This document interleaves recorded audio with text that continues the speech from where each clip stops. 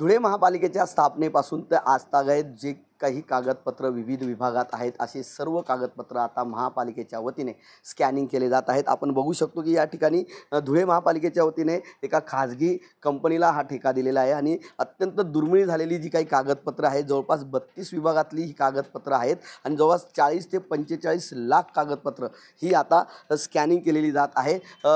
यापूर्वी एक वेळेस महापालिकेच्या इमारतीला आग लावून मोठ्या प्रमाणात कागदपत्रांचं नुकसान झालेलं होतं।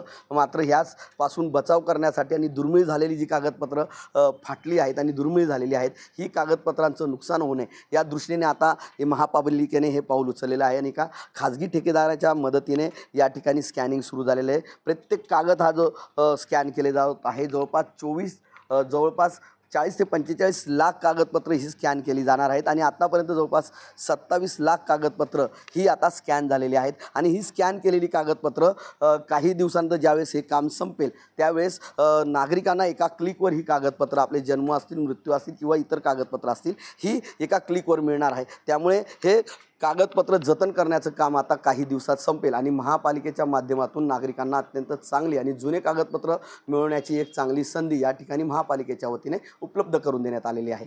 मनीष मासोळे, TV9 मराठी, धुळे।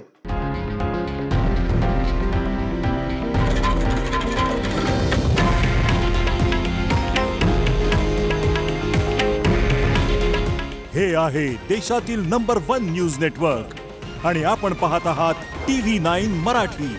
काळजी तुमची, हित महाराष्ट्राचं।